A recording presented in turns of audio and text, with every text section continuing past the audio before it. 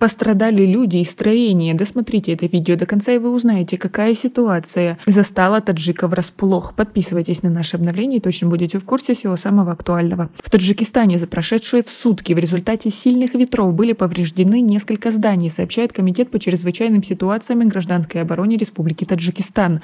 Так, 12 мая в 17:33 шквалистый ветер обрушил часть кровли школы и жилого дома в Рушанском районе Гбао. Пострадавших зарегистрировано не было. На месте происшествия работает комиссия по чрезвычайным ситуациям и определяет нанесенный ущерб. КЧС также сообщает, что в четверг из-за проливных дождей и повышения уровня воды в реках селевые потоки затопили 7 приусадебных участков Махалей-Лангар, Хелисон и Ибодов, Файзулоева, сельского джамаата Чаркух города Исфары Сагдийской области. Грязевая масса перекрыла 350 метров селесброса Лангар и канала Масчох села Ходжайло.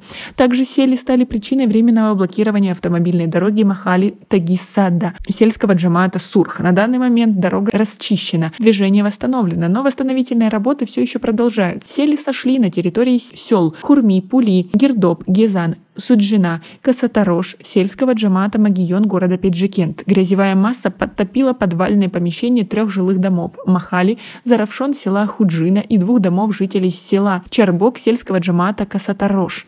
Жертв, к счастью, нет. Здесь также устраняют последствия стихии, отмечает пресс-центр КЧС. Как вы относитесь к бушующей стихии в последнее время? Свои ответы напишите нам, пожалуйста, в комментарии. В стране сохраняется неустойчивая погода, которая может привести к различным чрезвычайным ситуациям. По данным синоптиков, 14 и 15 мая на территории страны, за исключением Гбао, прогнозируются проливные дожди, грозы и град. Ожидается повышение уровня воды в реках. 16 мая возможно локальные сели в некоторых горных и предгорных районах РРП, Хатлонской и Сагдийской областей. Кроме того, сильная интенсивность осадков, проходящих в горных или холмистых местностях, провоцирует размывание почвы и ее движение, повышение уровня воды в реках, водоемах, а также приводит к обвалу и размыву в береговой линии рек и озер.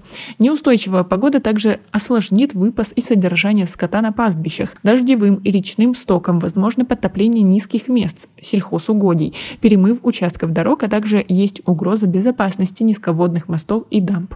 КЧС призывает население во избежание несчастных случаев в эти дни воздержаться от похода в горы, горной охоты и рыбалки. А у вас есть знакомые или родственники, которые пострадали от селей? Свои ответы напишите нам, пожалуйста, в комментарии. Как вы думаете, как государство должно реагировать на это и как предотвратить подобное?